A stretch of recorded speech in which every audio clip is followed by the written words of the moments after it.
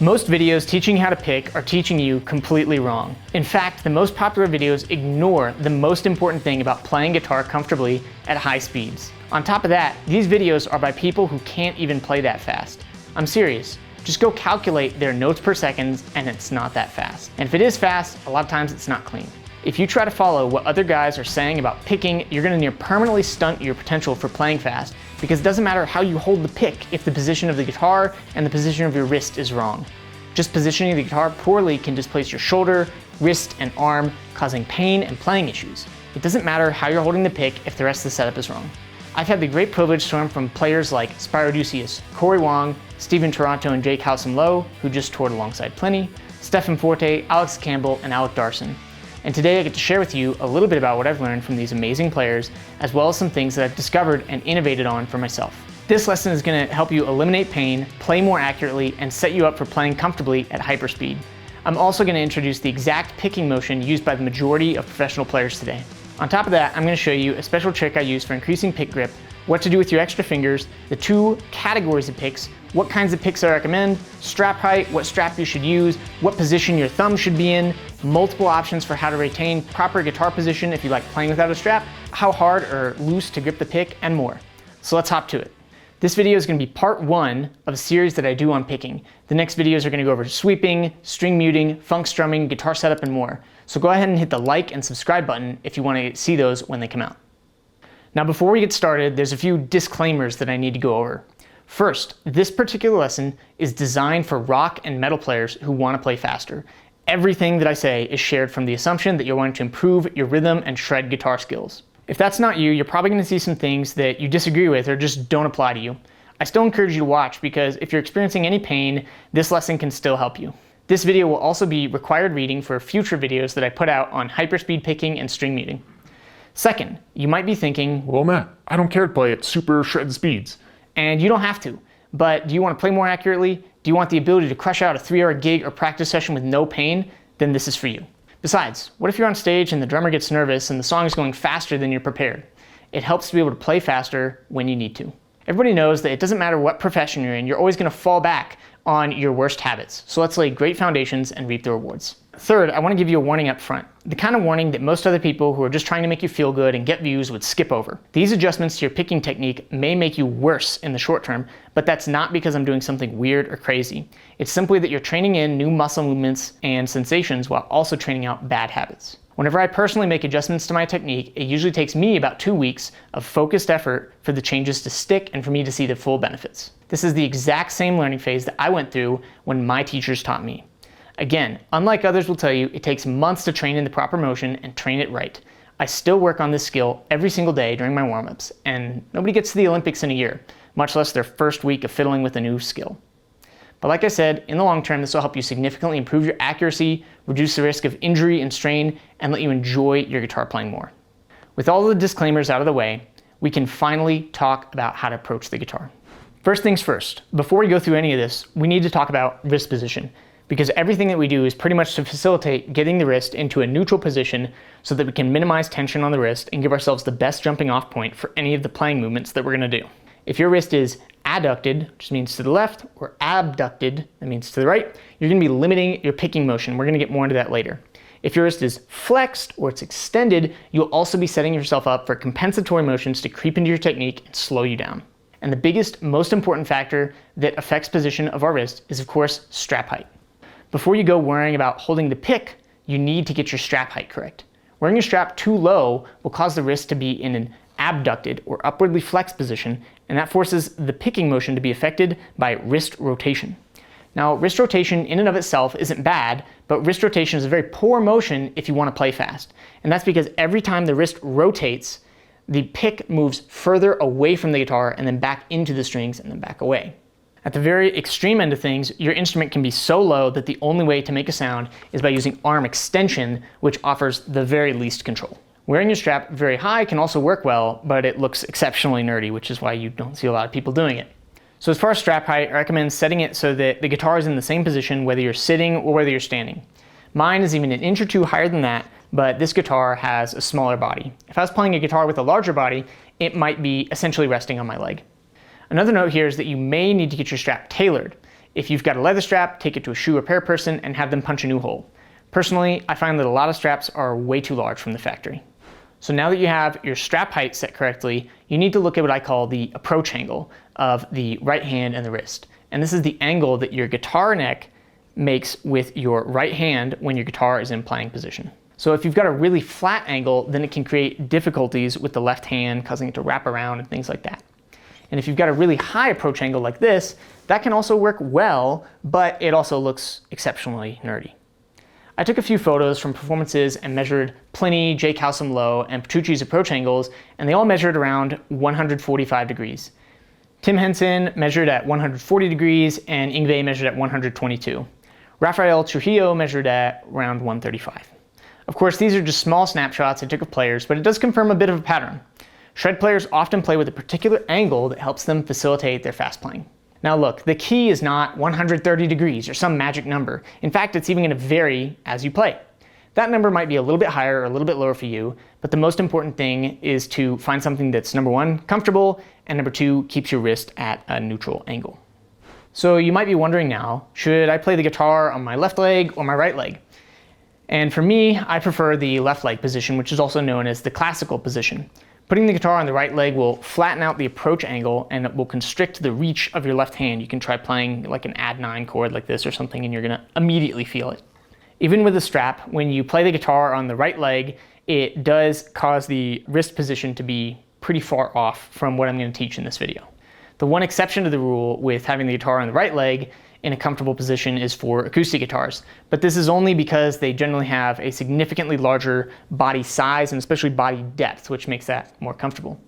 Last note here is that the guitar neck will come away from your body at about the length of your forearm. So you shouldn't try to have the guitar just flat, perpendicular with your body. It's gonna stick out a little bit like this. This is a very accentuated angle, but this is about where it sits normally. If I turn sideways here, you can see it's about the length of my forearm from my ribs here.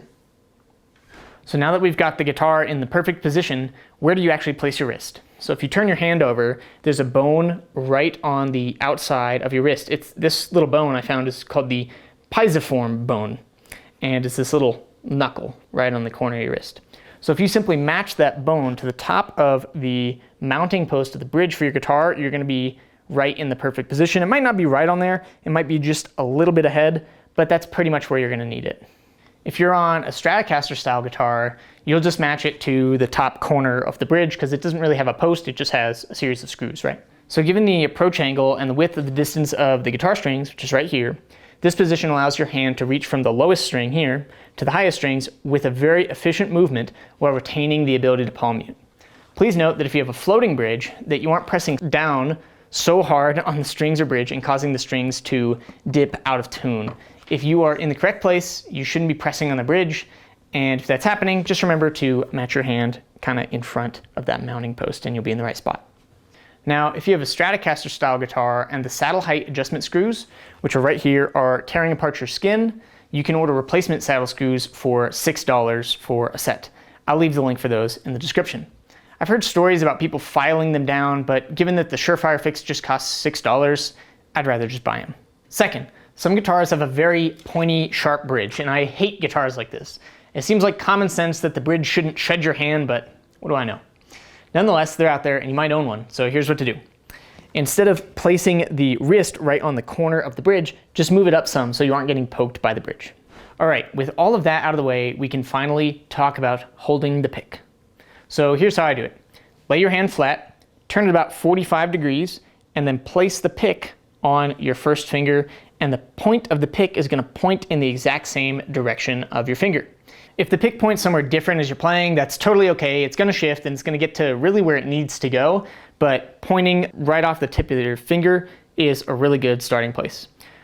For me, my pick is pretty much pinned through the center of my thumb, but not everybody has the same size thumbs, so this position might work or it might not work for you. Just tweak it and make sure it's around there.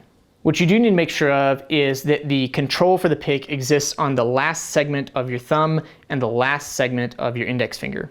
And what's even more important than that is the sound that you're creating. Listen close. Does the front of the note sound with a clear ping, or is it mushy and delayed? If the sound is mushy and delayed, that's often a sign that you're playing too far off from the point of the pick, or you're using far too loose of a grip, which we're gonna get into grip a little later. So to fix this, just make sure the pick is rotated at the correct angle, it's pointing off the tip of the finger, and make sure that the point is making good contact with the strings. So I'll just demo kind of what that sounds like right now. So here's good. And now I'm gonna rotate the pick so we're off center. Here it sounds fluffy and mushy. And we'll go back to the point. There's that P right at the front of the picking sound, and that's what you want. So just like when you hear a beginner move the bow on a violin and the sound production is really inconsistent and irritating and grating, building up your picking technique and getting that consistent attack on the front end of the pick stroke, it's just the same on guitar as it is starting on violin. So keep practicing, give it time, and focus on those times when you are producing great sound, and you'll start to recognize what you're doing with your hand, and it'll automatically kind of encode into the body, and just do more of that. The next thing I want to talk about is the position of the thumb. If you watch closely, you'll see that different players bend their thumb at different angles. There's the flat thumb, which a lot of people play with because their thumb simply doesn't bend any further. Other people's thumbs bend far beyond that, and this is called the hiker's thumb or the hitchhiker's thumb. And I actually found an article from the Cleveland Clinic with the medical name for this. It's called distal joint hyperextensibility.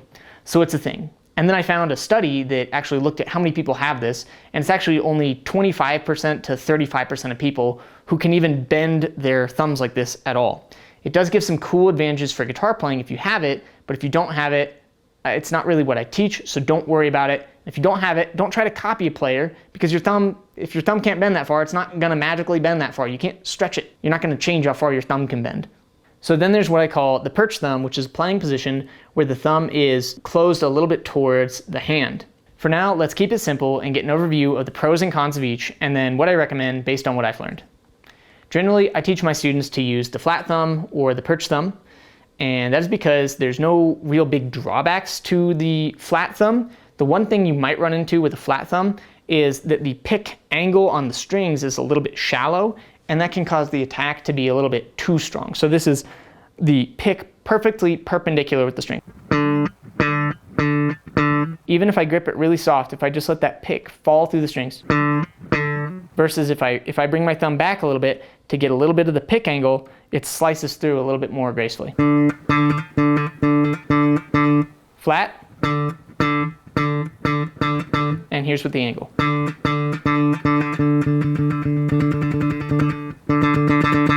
Flat, angle. The perch thumb is generally my default because it slightly increases the pick angle and makes it easier to slice through the strings. Generally, I advise people to stay away from using the hiker's thumb for guitar playing for a couple reasons. First, it eliminates the possibility of using that end range of the thumb to reach the higher strings, and it will force you to extend the elbow at the so you've already got your hand all the way extended, and then you've got to use your elbow to get the pick to the highest strings. Second, you have to use muscle to pull your thumb beyond neutral to get to that position. So go ahead and try it, and if your thumb bends like this, you're gonna feel that this little muscle in here is very activated to force your thumb past the neutral point. Third, a significant pick angle like this can still be achieved by simply using the perch thumb, which everybody can do. And then fourth, if you're seeing players who do this and you're thinking that that is the secret to getting extreme muted sounds, it's not. In fact, if you watch Periphery's latest documentary, they're using, I think they said 3 gates, and they've got 50 different scenes in their fractal units for the different types of gates that they're using, and I don't think any of those guys use this kind of playing position. And it can still be done with this position or the flat position. And we're gonna cover this more in the string muting video when I come up with that one. Now, before you go running off to practice, know this: your thumb is not gonna be in the same position for every single technique. I definitely don't use a perched thumb when strumming, and my thumb actually transitions between different positions when I'm doing sweep picking.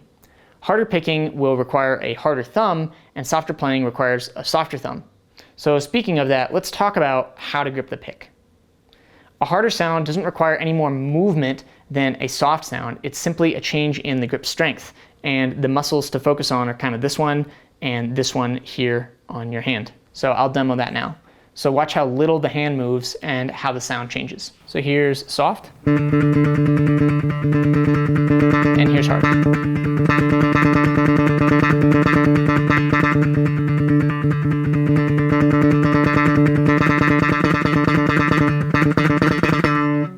So try holding your pick in your hand and just touching that muscle, and then squeeze a little harder and squeeze a little softer, and you'll feel which muscles get activated against this one here and this one here. So to wrap this section up, when it comes to thumb position, I generally recommend using a flat thumb or the perched thumb, or maybe just a slightly perched thumb. Whatever's comfortable for you and achieves the pick angle that's easiest for you to play with. Up to this point, I haven't addressed the extra fingers, so let's do that now. So there's kind of two options when it comes to the fingers. And the first one is you can just let them hang loose, but it does put you at risk for bumping the other strings. So you do need to be careful. And option number two is to do what I call finger stacking and just overlay the fingers one on top of the other. Specifically, the middle finger should stack onto the corner of the index finger, and you can, with the ring finger, you can either just put it to the side or you can also match it over. And the pinky is generally, no matter which position I'm using, I'll just let that one hang loose. Many players, including myself, use something called pinky anchoring, and this is a little bit dependent on the guitar and the placement of the pickups. So a lot of people will find that, maybe they can anchor their pinky right here, and that gives them a little bit more awareness as to where the pick exists along the 6 strings. But other people, like on other guitars, like on this guitar, I don't really have that. So you'll usually see it just kind of resting loosely around here. The one thing you want to make sure that you're not doing is actively flexing the fingers out. You can try that now. And if you feel right here on your wrist, you're going to feel all of this activation in these muscles and on top of your hand. And that's going to cause tension, which is not going to contribute to you playing fast and without pain. So honestly, I don't have a super strong opinion as to whether you let the fingers hang loose or you stack them. Just choose one that works for you, keeps your hand relaxed, and keeps you from bumping the other strings. So now that we've talked about how to position the wrist and how to hold the pick, things should be feeling a lot more comfortable for you. But how do you actually leverage and use this new picking setup? Well, the primary motion that you want to use to pick is adduction and abduction. And that means moving your wrist alone to the left and the right. And you can isolate this motion by just laying your hand flat on a table. That's going to eliminate the rotation.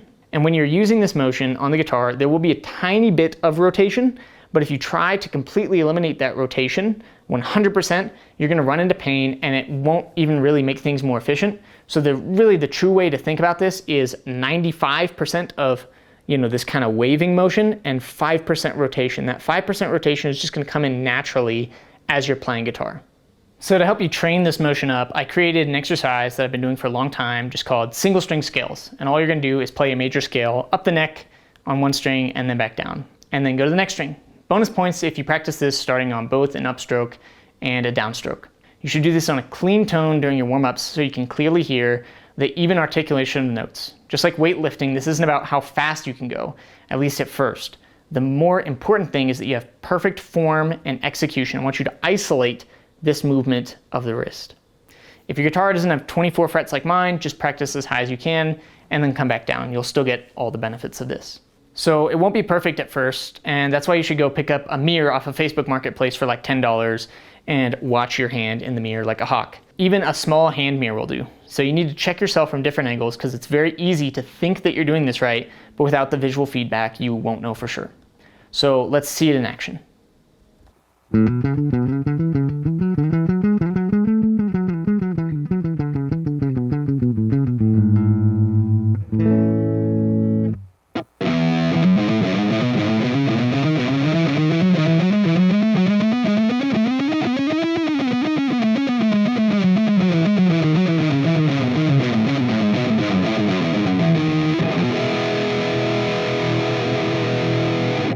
So when it comes to playing across the strings, you should definitely go watch my escape picking daily warm-ups video, and that'll teach you some additional details that we're not covering in this video about how to intentionally apply wrist rotation for the purposes of crossing strings. And I'll link it in the description and try to put a card up here. Next up, you might be wondering what kind of pick you should use. And I break picks down into 2 basic categories. There's what I call flex picks, and there's hard picks or non-flex picks. Flex picks are great for acoustic things where you're needing a lot of strumming, where you want that, extra super bright sound. And you can even catch a little bit of grit and grind from the thinner edge of the picks grinding along these strings, but really they sacrifice control. See what Yngve has to say about this. My pick is very heavy. It's a 1.5 Jim Dunlop pickup, and I used them for years. They don't bend. So in other words, when your brain tells you to go like this, there's no delay in the pick, because if it bends, it's going to be a delay, which is not a good thing. It's a little more hard to learn to play with a stiff but it's well worth it, because once you get that down, you have much more control. Non-flex picks give you an instant response. When you move, the string moves, period. There's no second guessing when the string is going to release when you move the pick. Within the realm of picks and pick shapes, I find that picks with a really, really, really sharp point sound too sharp, and they can even catch on the strings, kind of slowing you down. The Flow model picks by Dunlop are just perfect in my opinion. It's the same shape that both Andy James and John Petrucci use, and in fact, here's a Flow pick that I actually caught at the last Dream Theater show I was at. This is a Tortex Flow 1.5mm. Personally, I love and use the 2.0 JP Flow picks for most of my playing, and then I use the 0.73 flows for all of my acoustic kind of playing. Your thumb size is also going to affect what kind of pick is comfortable for you. If you have a bigger thumb like I do, then you're probably going to do better with a larger size pick, and that's why I really don't like the Jazz 3, but I really kind of do like the 1.5mm Jazz 3 Petrucci version. It's just a bigger version. So here you can see a Jazz 3 on top of a JP Jazz 3, and then you can see a Jazz 3 on top of a JP Flow, and you can see that these are basically progressively larger pick sizes. What's nice about the JP Jazz 3 picks is they have this nice glossy edge that cuts through the edge of the string really nicely. The claims that ultra thick picks relieve tension seems really kind of misguided to me, because the exact same muscles are gripping the pick, and I just can't see how opening up the thumb by, a couple millimeters is really going to make that massive of a difference. My bet to anyone that is using those picks is it's somebody who struggles defining all of the aspects of their picking grip like we're doing in this video in the first place. So 2 last notes on pick choice. This is a big stubby pick, and I don't like these because I think that the idea of the pick is a smart idea, but the cutouts are not correct for where you actually place it on your finger. It's got to be basically right at the tip of the fingers, and then what happens is the hard part of your index finger comes in and has to contend with this wall. You can see on this pick, I actually tried sanding down the wall so that my index finger could come in at the right spot, but it still didn't really fix things for me. And that didn't help because, similar to ultra thick picks, the thicker gripping area or the thinner gripping area relative to the tip of the pick changes where your brain perceives the tip of the pick. I call these variable thickness picks, and I avoid them for that reason. So like I said, I'm a big advocate for the 2.0 Flow. My Warner Brothers / TSO teacher told me to switch to them because he found them more clear and balanced for recordings, and I haven't looked back.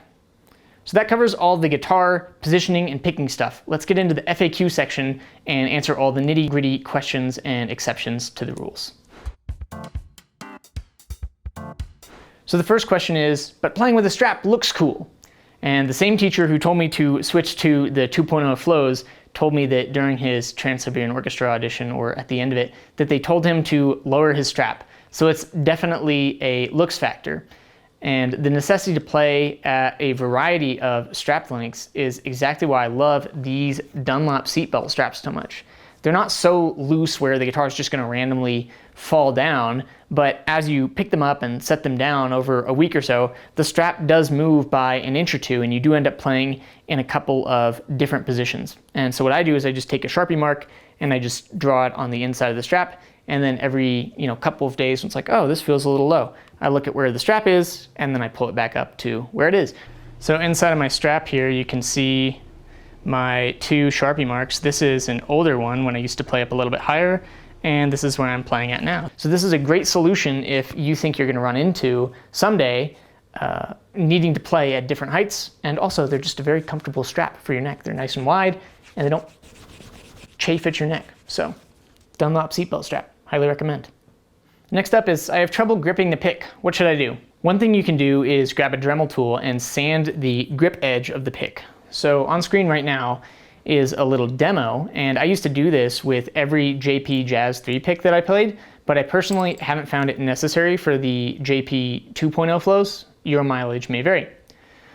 You don't need a very high sanding speed for this, and please hold the pick with something like needle nose pliers and not your fingers. Do not sand the picking edge where you're going to be picking. You only need to sand the grip part of the pick, and make sure to do it on both sides. So if you do this, please do it safely, and I take no responsibility for injuries you might inflict upon yourself. Next up is, when should I replace my pick? So if you start playing one day and the accuracy just isn't there, then go ahead and grab a new pick, see if it feels good. A lot of times it'll feel like putting on a new set of glasses after 10 years. Being the uber guitar freak that I am, I actually found that I like to replace these picks after 1 millimeter of wear. The next addendum I want to put on this video is how your guitar affects your wrist placement. I put this in the FAQ section of the video because I wanted you to focus on getting the technique right before introducing too many variables or making you worry about how your guitar is affecting your playing. How the guitar affects the position of your wrist is something I haven't seen one other player talk about in all of my teaching and playing life, including any of my teachers. The height of the pickups and the bridge will definitely affect the flexion and extension of the wrist, more often the extension. A guitar with pickups and a bridge that stick way out of the body will force your hand to extend, which means flexing upwards, and that's going to affect your picking technique. Specifically, many players who play these kinds of guitars end up using a rotational technique for their picking motion because this kind of motion is constricted. When the hand is extended upward prior to picking, this limits the left and right motion of the wrist. And like I said earlier, wrist rotation causes the pick to move out and away from the strings, slowing down your picking speed. To show you what I mean, I measured a few guitars. Please note this is not commentary on any particular brand of guitar. This is commentary on the setup that is created as a consequence of the inset of the neck, the height of the pickups, and the height of the bridge. So first up, here's a Misha Mansour signature Jackson. And take note that the space that appears underneath the very end of the fretboard. To me, this is a clear sign that the neck could be recessed further into the body, lowering the overall setup and lowering the wrist extension required to play this guitar. Second up is a Schecter Diamond Series Griffin. Check out the numbers on this one. This one's really high. Third is an Ibanez SIR 27 FD 7-string. And obviously it's got the lower string on it, so that's going to necessitate a slightly higher setup to account for the thicker string gauge and to give the string enough space to ring, but nonetheless, check the numbers. Here's the height on a Sterling Majesty. These are Majesty models that are made overseas, and I think they're pretty great. Now we'll look at the numbers on a American-made Music Man Majesty. We're measuring from the body to the height of the low E string, and you can see it's nearly half the height of the Schecter Diamond Series. The Majesty is just over 3 millimeters lower than the Misha Mansour signature, and that string height on the Majesty is so minimal that it doesn't require much, if any, wrist extension at all, and I think that's a big factor of what makes these guitars so easy to play. One last note here is that arch-top bodies can further sink the hand below the level of the strings, increasing the wrist extension. And while the Majesty is contoured here for the arm, the area that the outer arm bone interacts with actually kind of levels it perfectly with the strings, and it's very comfortable to play. The Majesty does not have some kind of super scoopy arch top like some other guitars out there on the market. Now, I'm sure that some people are going to contest and say that a few millimeters can't make that big of a difference, but I want you to think about this. Guitar string height gauges for setup are made to measure in the hundredths or even the thousandths of an inch. These are extremely fine-tuned instruments, and a few millimeters of height will make a big difference here. Now, the extra keen among you will notice that I'm saying a few millimeters of space doesn't matter for using a thick pick, but it does matter for the wrist. And the reason for this is because the thumb picking grip is not a group of muscles that is in active motion all the time, but the wrist is constantly moving. Again, the focus of this video is to make sure that you don't, contort the wrist out of a neutral position. So the obvious solution to the problem is to get a different guitar, but I know that's not an option for everyone. The second option is to support your forearm or wrist in some way. And frankly, I've never had to troubleshoot this, but I just got these little sweatband wristband things, and I am an immediate fan. These ones are a little bit tight, so Don't get them if you have large wrists. In fact, I'm probably going to return these ones. Not accounting for the compression or the squishiness of these will actually raise your wrist up around 3 millimeters, which will compensate for quite a lot of guitars and really make things playing more comfortable. Next question is, should I practice sitting or standing? And my answer to that is both. But especially if you want to perform, I'd practice standing. I'd say most of my own practice is done standing and walking about. This allows me to encode the performance of the music along with certain movements. Generally, when I'm doing any tracking, I am sitting, but my strap height, as you know, is based around being in the same position whether I'm sitting or standing, so it's really not a huge difference for me. I would say practice how you want to perform. Do you want to perform sitting, or do you want to perform standing? Next question is, what if I like playing without a strap, but I want to improve my positioning? Well, there's a great tool out there. It's called a Performax, and the availability is kind of limited. I know Spiro Dussias uses one, but what it allows you to do is basically extend this part of the guitar right here, and you can position the guitar further up without needing to use a strap still. Alternatively, you can see here that both Yngwie and Petrucci are compensating for their strap height by lifting or supporting their legs in some way, and lots of other players do this too, including myself. This is literally the reason why Petrucci has those custom metal boxes near his pedal board. They're functional. They're for repositioning the guitar when soloing. In fact, classical guitarists even do the same thing. They carry around a little footrest that they use to help them play and get the guitar in the right position. Next question is, what do I do if my picking is uneven? Use a metronome. Uneven picking is a problem that's going to require active focus to resolve. So I recommend looking in a mirror, like I said earlier, and seeing if the upstroke or the downstroke is obviously shooting way past the string versus the other side. And another thing is to know that it gets better with time. Just keep listening close and don't give up, and practice with a metronome. And as long as, for 2 or 3 or 5 minutes a day, you're focused on making that dun dun dun dun 1 E and a 2 E and a 3 E and a really even, then the problem's gonna go away over time. Well, there you have it. That's how to hold the pick, position the guitar, and set yourself up for speed. I really hope you've learned something, because I'm covering a lot of stuff here that I know a lot of other people haven't necessarily defined when it comes to guitar picking and positioning. I'd love if you could let me know what your biggest breakthrough was in the comments below and what you'd like to see next. It really helps me out. So let's recap everything that we went over. The guitar strap should be set so that the height is the same whether you're sitting or standing. The guitar should be angled away from your body, and there should be around a 140-degree angle between the guitar neck and your right arm. The position for your picking hand is determined by the pisiform bone being matched to the top corner of the bridge, and your thumb should be either straight or perched to form the correct pick angle.